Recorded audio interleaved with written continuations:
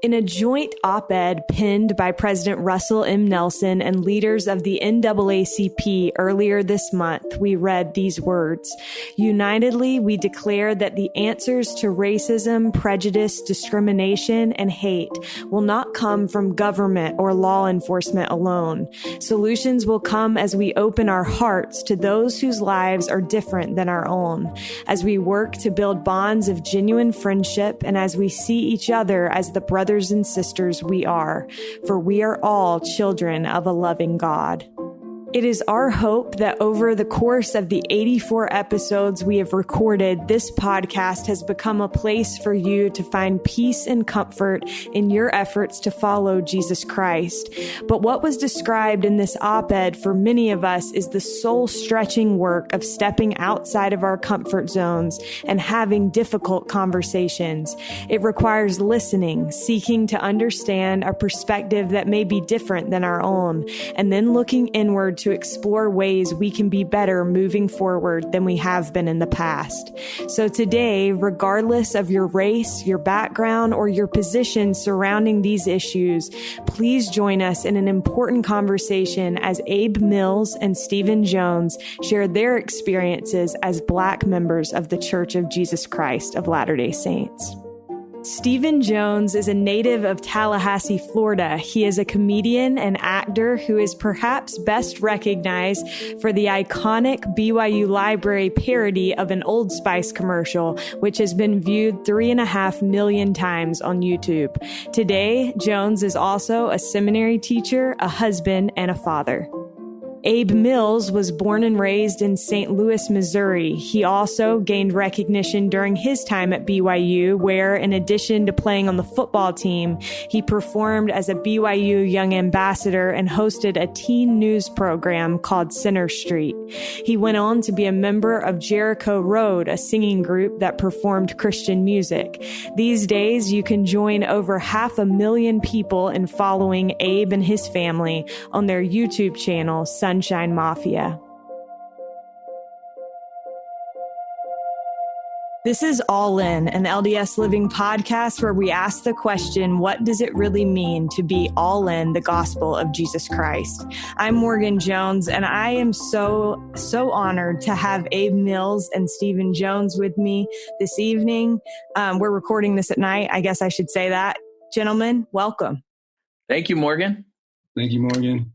I am just so grateful for you two and for your willingness to have the conversation that we're going to have on this episode. We have been trying at LDS Living, and I am going to get emotional. Like, we've been trying so hard to figure out the best ways to provide members of the church with good resources and things that will help them better understand what is happening in the world right now, and specifically how we can be better brothers and sisters, all of us together. So thank you both for being willing to do this. And as we start, I'm just going to dive right into this. I am curious about what you wish the wider membership of our church knew about your experience as an African-American Latter-day Saint. So I will let whoever would like to start us off.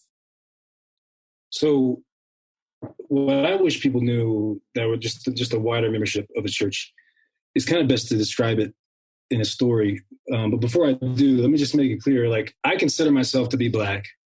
But what's interesting is that if, sometimes, Caucasian members of the church, they'll just assume that I'm Black, and I'm fine with that. What's also true, though, too, is a lot of times people who are Black, they'll say, well, he's not Black, he's mixed, which I'm okay with that. I'm just saying it's kind of put me kind of in this middle piece, right? Almost like this bridge that's given me a unique lens. And so I want to tell that story. So when I was teaching my first year, and a student asked me, he said, Brother Jones, when you die, like, and you're resurrected, are you going to be Black? And he was curious. He wasn't just trying to be funny. He was just like, he kind of felt embarrassed to ask it. And I just sat there and I was just like, in my mind, I'm thinking like, I don't know. Does he think that I'm going to be white? Does he think like, what does he think? What is it that what's going through his mind? And then as I thought about it more, I came to this conclusion. I was like, you know what? When you hear about God coming down from heaven, and for example, with Joseph Smith, the way that Joseph Smith describes God is he says, I saw a light exactly over my head above the brightness of the sun, which descended gradually until it fell upon me. And he talks about the light being glorious and amazing and brighter than noonday. And I thought about this and I was like, you know what? When I'm resurrected, I'm going to be light. And I don't mean that to say that culturally, obviously, there's cultural elements to who I am. But I feel like we all, like the broader understanding from the church, I wish that people would truly take to heart what it really means to truly be a child of God. And I think that sometimes our experience that we give to people is based on, you know, the mortal existence that we have. But in the reality and in the truth, we've existed for a long time. My identity originated with God. And I hope to, and obviously we're going to continue that identity through the rest of eternity. And so if we were to treat each other that way, and I'm not saying that like, you know, you hear a lot of talk about Black Lives Matter. No, all lives matter. That's not what I'm saying. That's not this type of conversation that I'm trying to bring up. I'm trying to bring up the idea that we must treat everyone with the lens of who our real, like our identity is children of God before anything else. Yeah. So to piggyback on that a little bit, the thing that I keep coming back to is people make it so confusing. They make it so much more confusing than it really should be. When we think of Christ and when he was talking to the Pharisees and the question was, who is your neighbor? Because he said, what's the greatest commandment? You know, they were like trying to get him and ensnare him. Like, what's the greatest commandment? And of course, he said the first one is to love God. And the second one is to love your neighbor. And then, of course, they wanted to get smart and say, well, who's your neighbor? And then he came back and told them a story about a race of people that were completely different and that had not had good relations. And yet this person that was supposed to be the enemy was the one out of all the three who saved the person and gave, sacrifice to help the person. And that's the story of the Good Samaritan. So to me, it's as simple as coming down to love God and love your neighbor. And of course, we know a lot of this is the golden rule, which is do unto others as you would have them do unto you. And when we really ask ourselves that question, you know, would I want someone to do this and treat me in this way if this were my background and this was the experience that I had? And if we ask those questions, it becomes so simple. You know, we don't have to ask a lot of the other questions because then it comes down to, well, what would you want someone to do to you? And then if people think of it like that, it's really that simple. And unfortunately, we live in a world where that's not the first question. It's not the second question. It's not the third question. You know what I mean? And so it becomes very confusing for people because they want to know, well, how should I treat you? What should I do? And it's like, think about it. How would you want to be treated? What would you want to be called? What would you want people to say about you or think about you?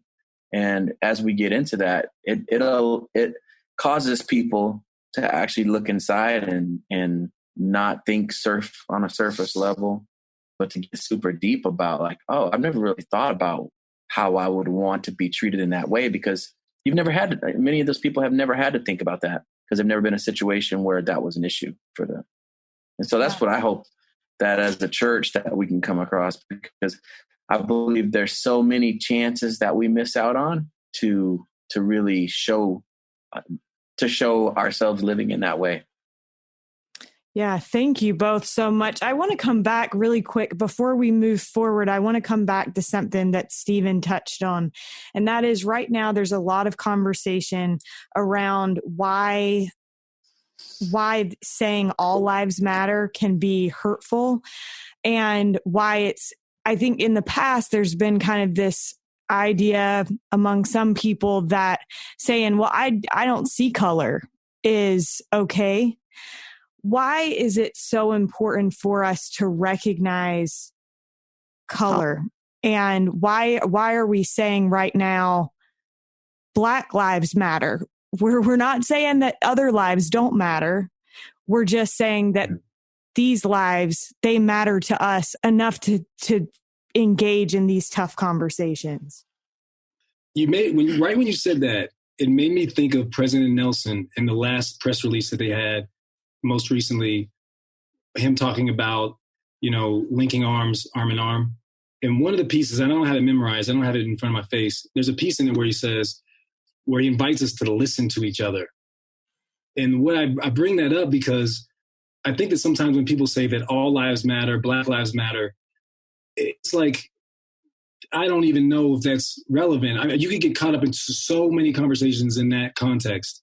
But the idea is there are people that I think sometimes people might think, well, I don't have an issue. And that could be true. But at the same time, there are people who are just hurting. There are people who are sad. There are people who are like, this has been a roller coaster for a lot of people, regardless of whatever you believe about it, politically, whatever it is. There are people who are in pain. And so it happens to be that this particular, it happens to be Black people. It could change, whatever it is. But I'm saying, like, we just need to listen. And you could change that up for any conversation. We're talking baptismal covenants, right? Everybody, if you're hurting, just want somebody to listen to you. Mm-hmm. Mourn with those that mourn, comfort those that stand in need of comfort. This is what we preach it. And, when you have these opportunities to do it, sometimes we get too caught up in, we get too caught up in talking about things like all lives matter versus Black lives matter. When Black people in general have felt like their lives don't matter for so many years, people can understand, if you start to think about it, why that would be offensive to someone to say all lives matter. Because if all lives did matter, then why are we still seeing these type of people dying in the way that they're dying and being killed in the way they're being killed, and people still seeking justice? I mean, it's been going on my whole life and years before that. And so like you said, when people listen and they really understand what people are saying, whenever they say something like Black Lives Matter, listen a little more deeply and mourn with those that mourn, comfort those that stand in need of comfort. And if they know that you stand by them, then that's really what we're all about. That's what we want to be about. And I think, to be honest, I've been around a long time, and I've seen more people listening now than I've ever seen. Yeah. And I think, while people are still frustrated and acting out on those frustrations, I think more people are listening now than I've ever been. I have 4 boys, and say one kid gets hurt, right? And he feels hurt. Let's say like somebody like verbally said something to him, and I might think that's not a big deal. Come on. And then I go to my son and I listen to him. And my other sons are like, well, Dad, don't you care? Of course I care about you, son. Of course I care about all my kids. But right now, this particular child, he's hurt, So I'm gonna listen to him. I don't know if that makes any sense. No, that's a great analogy, and something that everybody can relate to. Like, sometimes somebody needs a little bit extra love. I will tell you guys, one reason that I really wanted to do this is because I have a couple of Black friends that I really love and appreciate. And I called last week and had some conversations with them that were so helpful to me. And I walked away feeling so grateful that they were willing to have that conversation and share things with me. But then I was talking to someone else that same evening, and she said, I want to listen. I just don't know anybody to listen to. And so my hope is that this podcast will give people someone to listen to, and not just anyone, but someone who shares their faith in Jesus Christ. And so another question that I have for you both is, are there any experiences with racism in the church that you feel comfortable sharing? It's interesting. We talk about racism in the church because I'm trying to think of which of what to share. You know what I mean? Because there's a lot of examples. And, we went about doing this, my wife and I, our family, we have a YouTube channel, and we went on there and kind of shared some experiences, because I do believe that a lot of times when you have situations like this, it's easy for people that haven't experienced it personally or haven't seen other people experience it personally can kind of cast it off like, these are people that are having sour, they're just sour about it and they're complaining. And so when you have somebody like me that they know, and it's like, he seems pretty normal, and yet I can come out and say, hey, this is some stuff that has happened to me. I think it's good to have those without sharing too much negativity or like really meaning to drag people down, but to be able to share these experiences, because I think it's important for people to know that this happens on a regular basis. I will say that, just to kind of talk about dating for a minute, right? In the church, right? If you asked somebody that was a member of the church, like, hey, what's important about who your daughter marries, they would list the whole list of things they want to find in a husband. And they usually wouldn't say something like, and I want, my daughter's husband to be white. But I've dated lots of people where when it got to that point where it looked like it might be serious enough to lead to marriage, where that became a huge issue for people. And I will say that when we did this in our vlog, I never said anything about the church, because I just didn't want to kind of give that negative vibe that everybody in the church is like that, because it's certainly not the only time that I've had issues with dating people. Whether I've had lots of issues with this, because when it comes down to someone's daughter, someone's family, that's when I believe that it's easier for the fears that people have and the ignorance that people have. I think it's easier for that ignorance to come out and those fears to come out.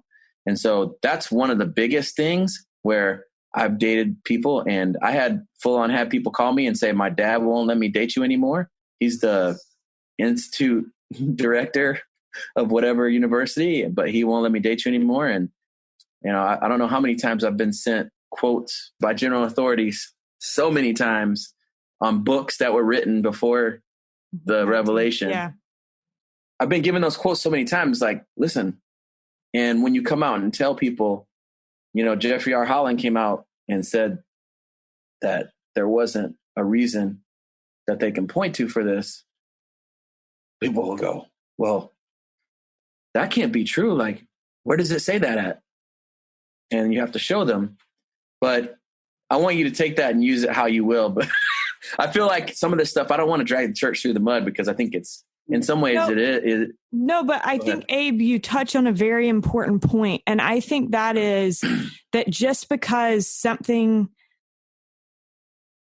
was said in the past and it has been disavowed, doesn't mean that people don't sometimes bring that up. Yeah. And you can say, like, hey, read the Gospel Topics essay, listen to what Elder Holland's saying, listen to what Elder Ballard has said. It doesn't matter. Sometimes it seems like people are not recognizing that is doctrine, and that's the most current doctrine that we have. Right. Yep. And so those are my experiences have been a lot with dating. Just people straight up just saying, you cannot date him anymore. You cannot, and people in, a lot of girls will follow their parents in that way. And I don't blame them. But, I had to get used to kind of asking myself, what is the real reason behind all these people? And so it took me, living in Utah, it took me a couple of years to get used to it, just because it's such a different place.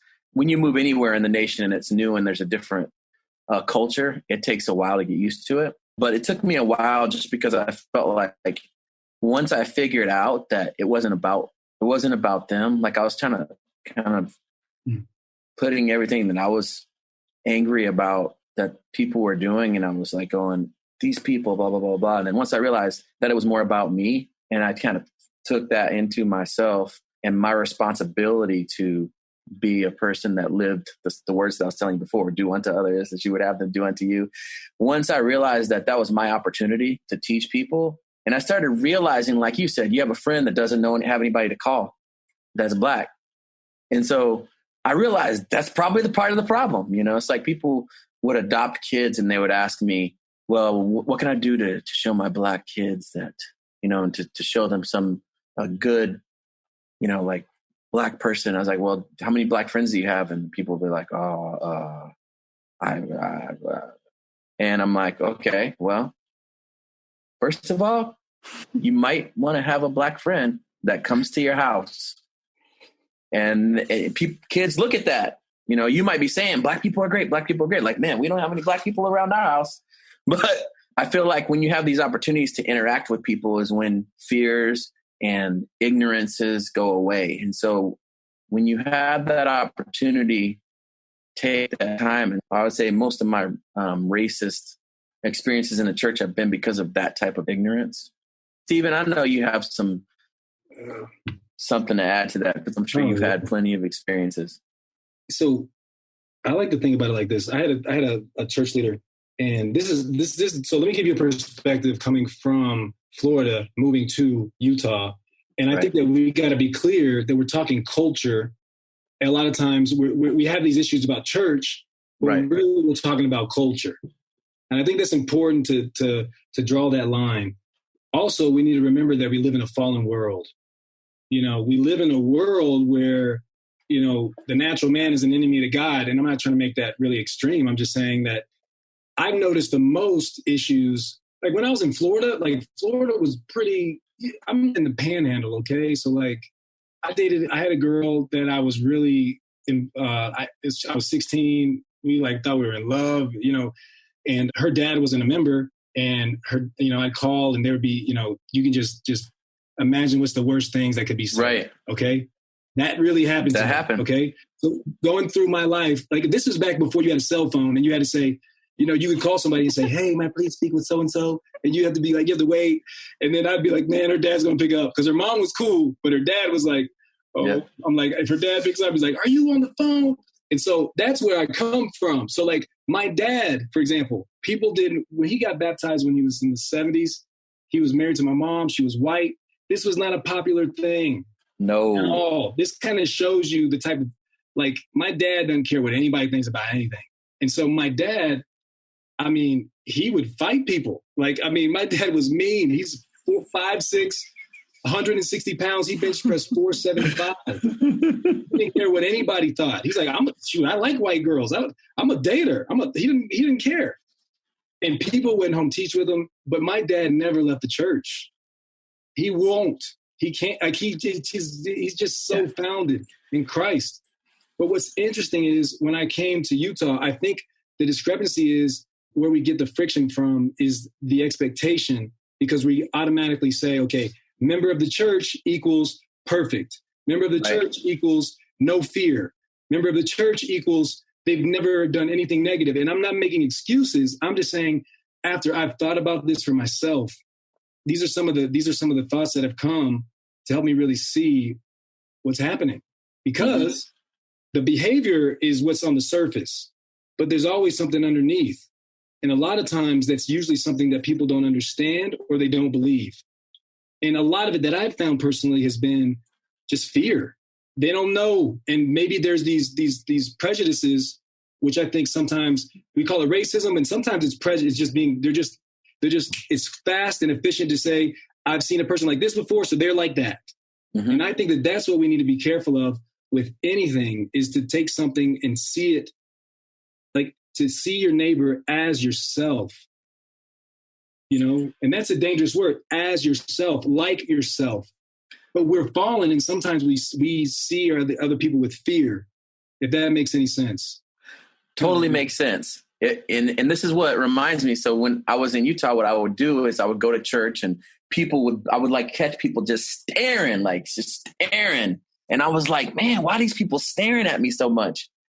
And so after a while, I realized they were staring at me because they were like probably thinking in their mind, like, dude, I wonder what that guy's like. Or, I don't know what questions they were asking themselves, but ultimately what I figured out was it was the statement from Mary, Oprah used it, and Nelson Mandela used it. What's the lady name? Mary. Anyway, it was all about if you Mother are Teresa? liberated. Say that again. Mother Teresa? No, this is from, I can't remember her name, but we can go back and get it later. But she said, basically, we are children of God, right? And we, children of God, you can't, and the gist of it is that you can't like hide yourself. You were meant to shine. But the thing is that the part of the quote that I love the most is that it says, when you are liberated from your own fears, your very presence will liberate others. And so what I got from that was, okay, if I go in here and I'm quiet and I sit back and I look, and I'm not saying, all people aren't like me, right? So I can't expect that of everyone else. But I think if everybody kind of takes this onto themselves, I think we'll find enough middle ground for this all to work out. But what I started doing was if somebody was staring at me, or I walked into a room of people staring at me, I would walk up to the person that was staring the hardest and be like, my name is Abe. How you doing? Nice to meet you. Oh yeah. Tell me a little about this. I'm from so-and-so or whatever. And then pretty soon, like people were like, oh, you need to meet brother so-and-so. And then all of a sudden now, like we go into wards now and people think that we know people. They'll come in there and they'll be like, hey, you know brother so-and-so. And I'm like, man, you've been in this ward for 8 years. You don't know this dude? I moved here last month, and I realized that people start thinking like, oh, this guy must know everybody. But really all I was doing was just being liberated from my own fear. Once I was liberated from my own fear, then other people felt liberated. It's crazy how it happens, but try it. It works. And once I realized that in Utah, then I didn't have nearly as many problems with what I was looking at people staring at me. For what reason are they staring at me and whatever? Because then I would just be like, hey, what's going on, man? And then people would go, oh yeah, hi, this is different. This is a different experience because, people don't normally act that way. But that's something that I found, and I kind of took it upon myself. And it changed my life, to be honest, because like I said, it took me a couple of years just to get used to the different culture. And that's what we do in the church is we want to separate culture from what we know as doctrine and the way the church operates. So I think those are such good points. And I think it's important. One thing that I was thinking about, so I'm so glad that you brought up the fact that racism can manifest itself in different ways dependent on where you live. I grew up in North Carolina and I've lived in Utah for the last 10-ish years. And so I've seen like two very different kinds of racism. And I was talking to this friend of mine last week, and she also grew up on the East Coast, but has lived in Utah. And she was like, yeah, two very different things, both equally hurtful. And so I think it's important to examine ourselves. I know for me, and I have done a lot of like reflecting. I grew up in a community that was actually majority Black, and I played basketball growing up. And so I was often on teams where I was the only or one of a few white people. And I've realized that over the last couple of weeks, I'm like, I was really good friends with those girls, and they were really good friends to me, super consistent, super good, very little drama. And yet I didn't think of them as my best friends. And I lost out on that. That's on me. And so I think that it's so important for us to each like look inward and say, okay, where have maybe I have always been kind. I've always tried to be kind to people of color, but maybe I can do better in some way. And maybe that's inviting them into my home for dinner or to hang out or to have them to have people around, like you said. And I think that is so important.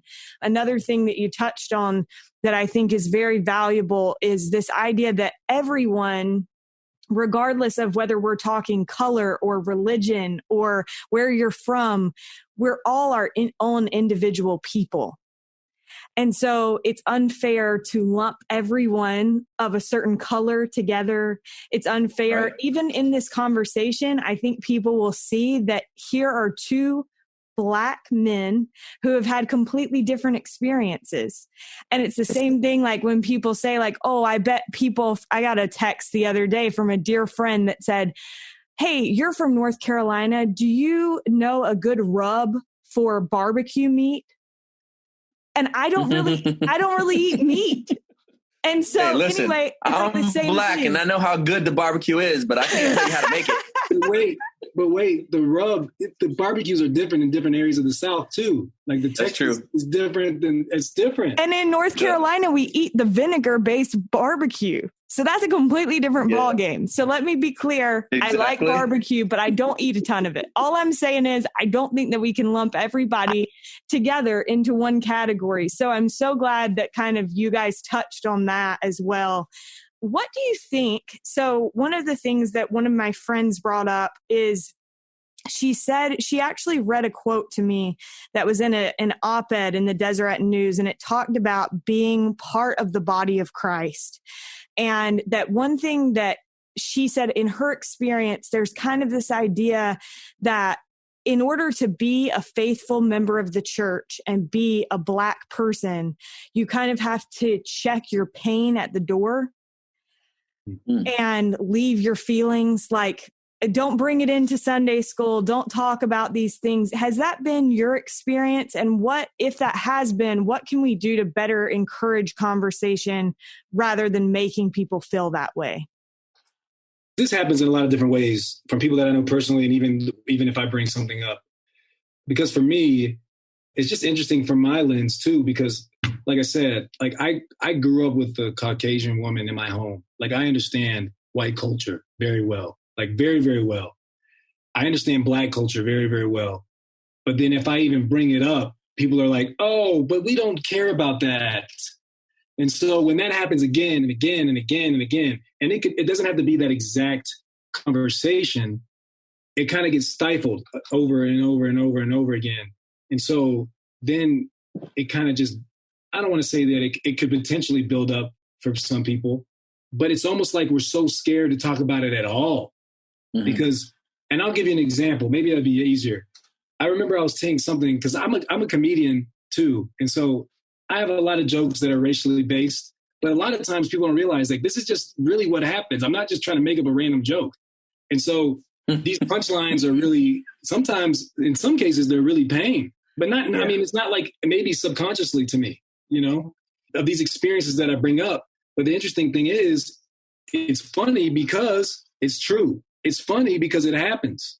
And so that was kind of a way for me to like express my voice in a way that wasn't just a punch in the face, you know? And if you notice, there's a lot of funny Black people.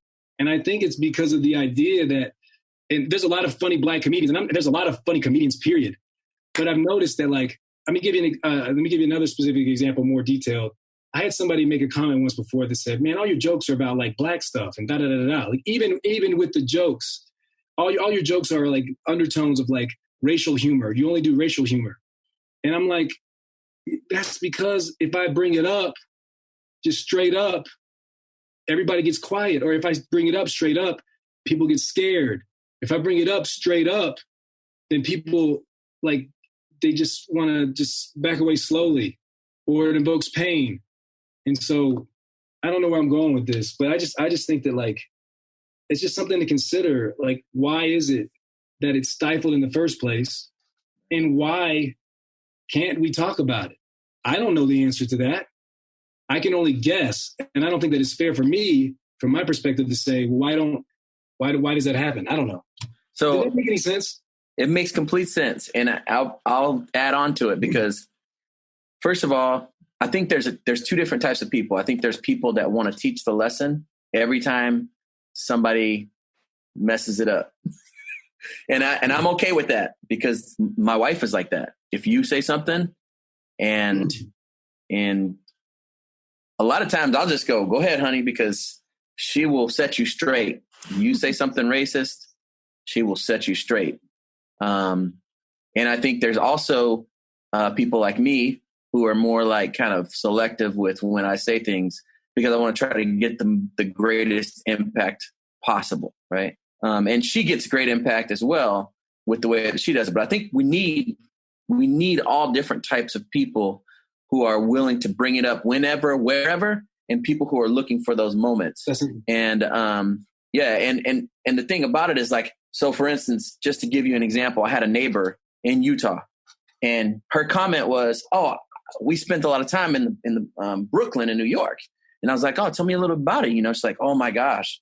It was so scary at first because I got there and I was the only white person. And so the first thing I said to her, I saw this opportunity. I said, you know what? I totally know what you feel like, because that's the way I felt when I moved into this neighborhood. and she looked at me like, what? And then she was like, oh yeah, wow, that really sounded, I'm sorry. Yeah, I didn't realize how that sounded. And I was like, so I took my opportunity at that point in time to say that. Now, sometimes I'll let that kind of stuff pass if the moment isn't there, if it's in a different setting, because I want to make sure that she's actually getting what I'm saying. And so I've had those conversations and those opportunities come up several times and taken those opportunities. But that's the type of thing that people will say. And it's like, all right, do we say something? I do think it's necessary. I don't think it's meant for us to put our pain on the altar and say, okay, God, I'm not going to say nothing in here because I think it's going to mess up the church meeting if I say something. No, I think that we need voices. And whether it's a voice that's saying it the way that I would say it, or whether it's a voice saying it the way that my wife would say it, or whether it's a voice saying it the way that Tamu Smith would say it, or Zandra Brains, or Stephen would say it. We need people to raise their voices. And the way that my father puts it is like this. You need me to get to heaven. You need me to get to the celestial kingdom, because we all know that if you have feelings between people, you can't enter the celestial kingdom. You heard these words before. There is a specific feeling that needs to exist in these situations. Mm-hmm. And listen, my father's like, hey, I know that I'll be there. So if you have a problem with me, right, I'm helping you to solve that problem before you get to that point, because there will not be riots in the celestial kingdom. There will not be wars in the celestial kingdom. All of this stuff will be done away with. And right now is the time to do away with it. So if you find in your heart that there's something going on where, you talk about the body of Christ. No, we are one, and we are one family. And if we see ourselves in the place where we all say that we want to be, then we can't have problems with the person that's sitting across from us. And so we need each other to get there in the right way.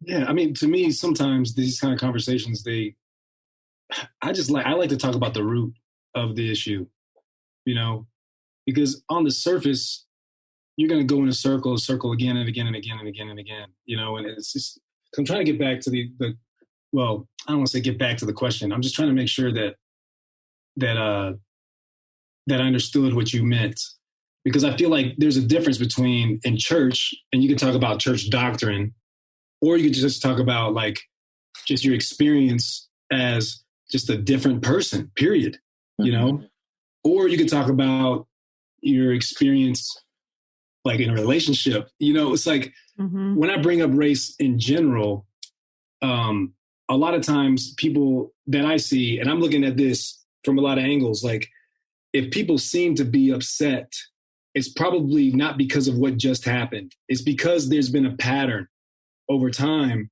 of not feeling like you could speak up.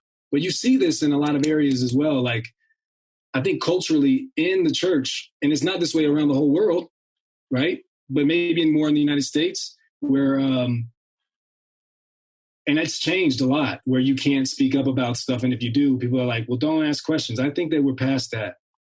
I personally think President Nelson, all of the prophets and apostles, we can go and say all these things, but all I hear is listen to people. Speak up, ask questions. So let me just give you some background. I've done, and if this is a tangent, forgive me. I've done a lot of, I've done research in different areas on things like anti-Mormon doctrine to help students understand what they're coming up against.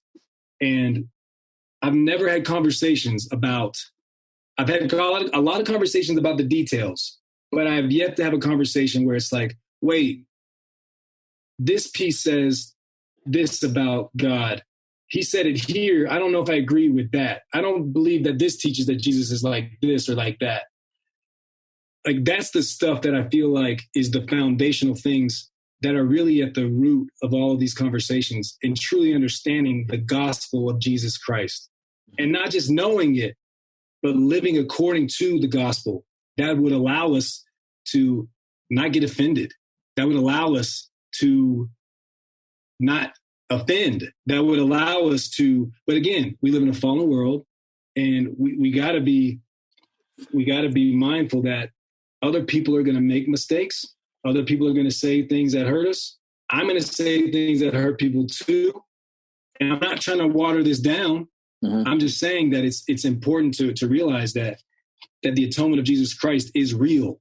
Like, that is Jesus Christ real? That's a harder question than I think is to answer than some of these other conversations. Yeah. And I do believe that if it were, we talk about, when we, in the gospel, we believe that it's not easy, right? And I think that these are challenges that people have. And I think God's allowing these challenges for people in order to have us turn to him and be more dependent upon him. And so when we get to these issues, we're looking in lots of places, sometimes maybe the wrong places. But I think we look to him first. And then, like I said, all other things will be added to us. Yeah. And that's in every aspect. Let me ask you both this. One thing that is interesting about both of you is that at different times you have been kind of a public face for the church, or for, in Stephen's case, BYU. And you were too, right? Abe, were you a young ambassador? Did I read that? Yeah, I was a young ambassador at BYU. I was on a TV show called Center Street. I loved doing that show. I loved working on that show. It was an amazing show. And but I got a chance to do that. So let me ask you this, based on those experiences between all of the different things that you both have done, did you ever get tired of being like the face of diversity? And how did you get to a point of feeling like your testimony was strong enough to be a public face? Because I would imagine that there are probably some like wrestles that come along with like, do I want to be that person? And I don't think everybody has to be, but how did all of that work for you? We've both been the token black guy, I think. When you agree, you know what? I've never had anybody ask that question before. That's a really good question. So, on it? Yeah, let me jump on it. There's a couple different things that I will say. Okay, I actually, the first time that I had an opportunity to be in Young Ambassadors, I turned it down, and it was because I felt like they were doing a show, and that I felt like I was getting it because I was black. I was getting into it because I was black. And that just kind of turned me off, to be honest. And this is nothing against Young Ambassadors or even the director of Young Ambassadors. Yeah, no. I think that if anything, looking back on that, they were trying to get more diversity, and they were trying to go, how do we appeal to a wider audience? Because we were going to go to Africa. And I think that they just knew like, we need to have more diversity, and we need to make this about, and to be honest with you, I just got mad. I was like, no, I don't want to do it. I don't want to do it because I got this part because I'm black. And that was really just the way I felt about it at the time. I changed my mind and ended up going into it, and I was so grateful. It was a blessing to me. But yeah, I think there are times when I first went to BYU, it was like anytime somebody was having a discussion or a panel about blacks in the priesthood, they would like say, hey, will you be on this panel? We're going to talk about blacks in the priesthood. Want to find out what you think about it. I was like, okay. So I just got like over and over and over and over again. It got like to the point where I was like, all right, I already know what I'm going to say. So I didn't have to prepare for it anymore. I was just like, okay, I can do this in my sleep now. So yeah, it gets tiring, but at the same time, like I said, I feel like in a way it's an opportunity, and I can, look at it as a missed opportunity, or if I want things to change, I can't sit back in my corner and just hope that they do and point fingers at people. If I want things to change, or I want people to be informed, then I myself have to take that on myself to be the one that informs them, the one that does what I can and uses my talents in whatever way I can. And God gives us all different talents in different ways. And so as we see different people around that may be in the same shoes as us, like Stephen, I look at Stephen and I'm not looking at Stephen saying, well, Stephen didn't handle that like I would, or like Alex Boyer and saying, well, Alex didn't handle that like I would, or looking at Samu and saying, well, she's not handling that like I would. I look at them and I look at their different talents and say, man, I'm glad that we have different people with different types of talents that are able to go out there and be kind of a face, because I do believe that people need to understand that the gospel is it's diverse.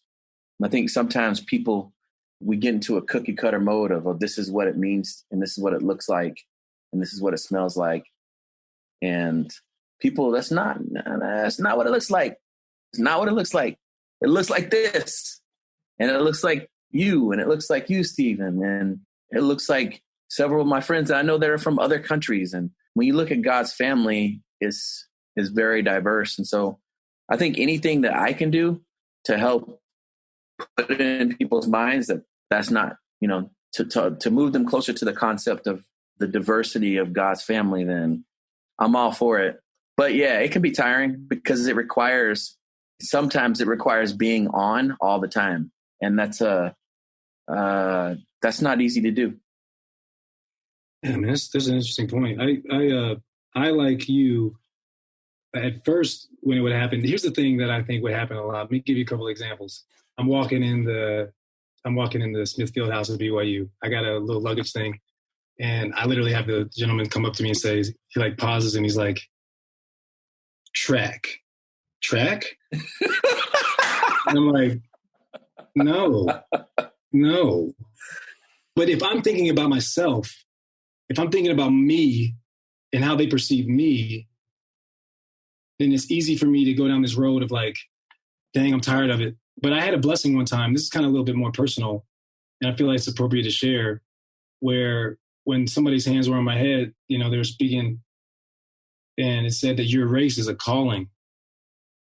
And I never thought about it like that. What I meant is, as I've thought about that, there are definitely people where, like, the church is multi, it's international. In places like Africa, the majority of the congregation is African. Okay, mm-hmm. South Africa has more of diversity there, and I don't claim to know everything about the details.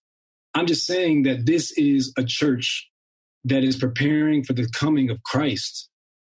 And for me, if I can be a voice, if I can be a perspective, if I can be an image that can represent what the real church really is, as I've thought about this more, I'm okay with that.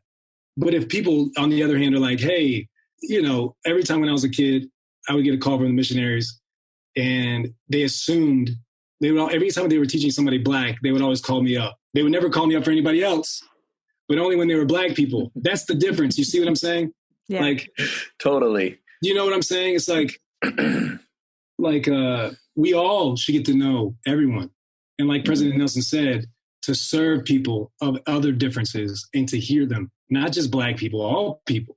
I feel like that makes a really healthy environment, because that's what it's going to be like in the millennium, And if we can break those barriers down to really represent what the true image is, I'm okay with that. And I think part of that question too is that, have you ever felt hesitant to do that because the church isn't perfect and because of any of the weaknesses that you've seen in church members? And I just got to say, what it does for me is, I think we're asking the wrong question if we're looking at like, well, how can you, because I always have people like, oh, wow, well, it was Utah, I guess got to be a racist, blah, blah, blah. Or, oh, how can you be a member of that church? Because blah, blah, blah, blah, they're racist and this and that. And I say, you're asking the wrong question. The question is, how can I be a member of this church?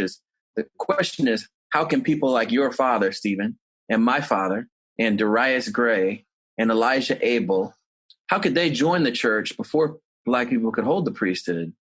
And yet their conviction was so strong, and their conviction and conversion was so personal with God that they could not deny it and can't leave the church. They can't leave it because of, even though people will be racist in the church, they were not converted to the people. They were converted to the gospel. And once they became converted to the gospel, it didn't matter. I don't want to say it didn't matter what people did, but for them, they were going to withstand what people were doing and saying because they knew what God had in store for them. And so I give a shout out to those men who were real pioneers. Elijah Abel was an actual pioneer that went across the plains. But your father, my father, Darius Gray, who was the leader of Genesis, the original leader of Genesis group, those are some real pioneers there. And I just kept to give a shout out to them because they taught me. That's the question that you should be asking. How is it that those men stayed faithful in the church with all of those things going on around them? And why would they do that if it wasn't true? That's the question that you should be asking. And so when I ask myself the question in that way, I go, wow, I take my hat off to those guys because, you see what's going on now today and you say, well, that can't shake my faith. If what was going on then couldn't shake their faith, then that can't shake my faith. What's going on now? You can't tell my dad that the church isn't true. You can't. Right. You can't. No, regardless of what he's seen and experienced, and it just that's the way it was my father as well. I just want to say something really quick before we move on to the next question. And that is, I went when they did the B1 celebration. I was in the conference center and they started talking about some of these people, Jane Manning James, Elijah Abel, and the people stood up. There was like a standing ovation. And I just remember thinking like that standing ovation was so overdue. So overdue. But I also think that like, I know that was you, Abe, trying to say like, if my dad could handle this, then I have no room to talk. But I actually do think that you do have room to talk. And I think that we should also give hats off to our Black brothers and sisters and recognize that in order to be a faithful member of the church, we all grapple with different things. But to be a Black member of the church, you have to look at the history and come to a point of believing regardless, And so I just want to say like, hats off to you.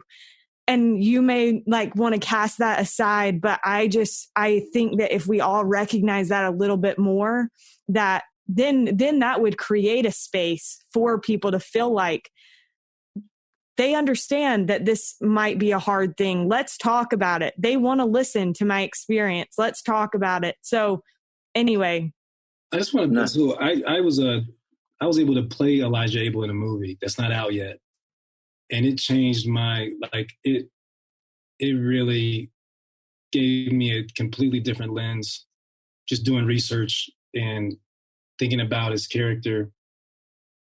Like people went through some hard things. And I think that the thing that comes to my mind is there are stories. There are so many stories that have never been told. Like, the popular ones, right? But the name of this movie is called Green Flake. So Green Flake was a slave. There's not that much information about him. But there's countless stories like that of trailblazers that came across the plains who were Black, who were slaves in some instances, that I feel like it was really interesting to learn all of that. But they're still available. And it's like, I think that maybe perhaps we can tell more of those stories because they are a part of our history. And I think that we're scared to bring them up because some of the pain from it, but these people's voices, their voices have not been heard at all. Harkley is one of them. Yeah. I played Elijah Abel and I Am Jane, which was, that was the first time I'd heard of Jane Manning James. And man, how grateful are we that her story has been told, and Elijah Abel being a part of that story, and Anthony Stebbins, who was also with her. And like you said, Green Flake, Harkley, you start looking at these stories of pioneers who came across the plains. And in Jane, Jane Manning James, I'm sorry I didn't bring her up earlier, but she stayed faithful to the church until she passed away in Salt Lake City and is buried there. Yeah, I'm with you on that. And I hope, I'm sorry that it sounded like I was casting away, like if my father can do it, I can. I just feel like, what an example of true faith. And, but I do think that, like you said, I think that yeah, there is room for us to speak up. And I think that, it's when trying to remember the scripture, how it is when you teach and the person that's receiving can both be edified because you remember that? Yeah. Edified together. My man. Yeah. So edified together, you can be edified together. Right. And so I feel like when we speak, we have taken opportunity to listen and both be edified.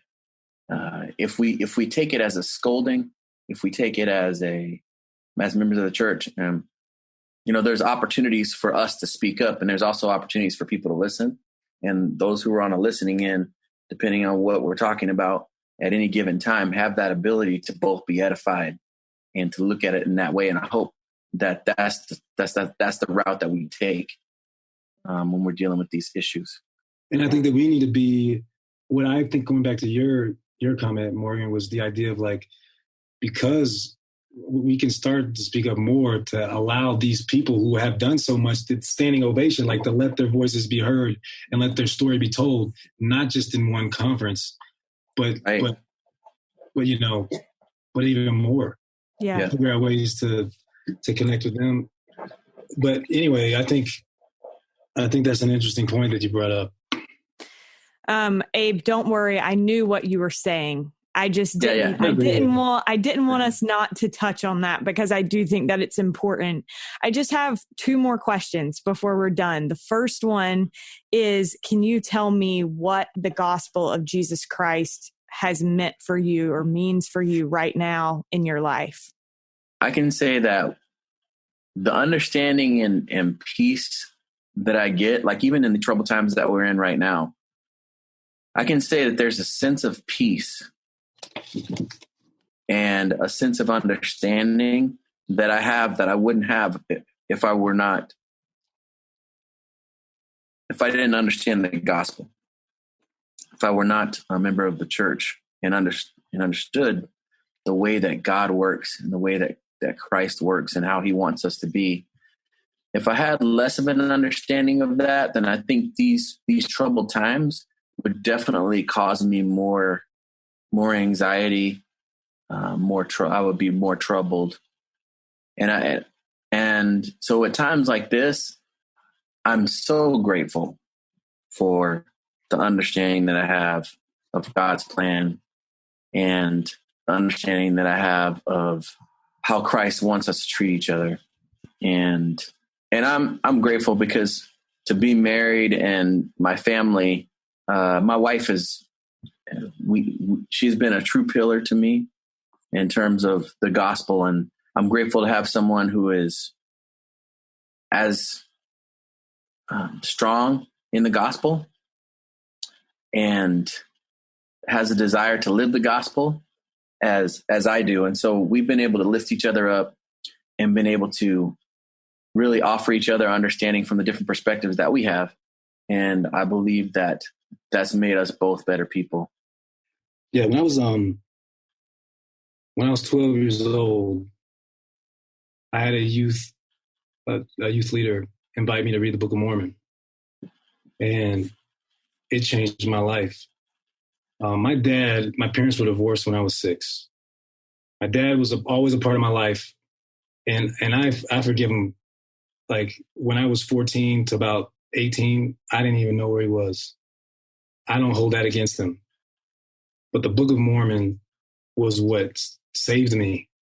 This book, every page is about Jesus Christ. And when he gave me that challenge, he said, just read one verse a day. One verse went to 2 to 3, started reading every day. And this book is about Christ. And it teaches me who he is. And just having that go through my mind on a daily basis, I feel like that's literally what has given me the perspective that I have now. I mean, it's just a little bit at a time.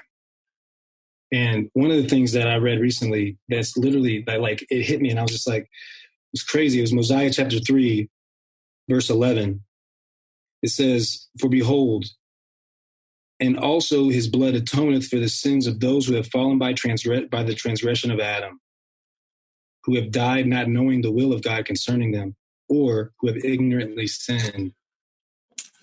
And I had a teacher that was teaching this lesson, and he brought up the idea that God died for those people who the conditions that are not our fault, if that makes sense. And I think that that's important. It's just changed my view of who he is. The gospel is about him. It's about what he did. It's about how he can redeem all of us. Like, everybody has challenges. Everybody struggles. And every single issue that I can see that's going on right now in this world is addressed in this book. It is, like, every single issue.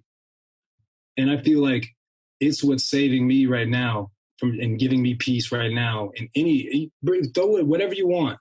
I'm not saying it's going to be easy, but this book changes my whole perspective because it's 100% about him and what he can do for all of us to bring us back into the presence of God.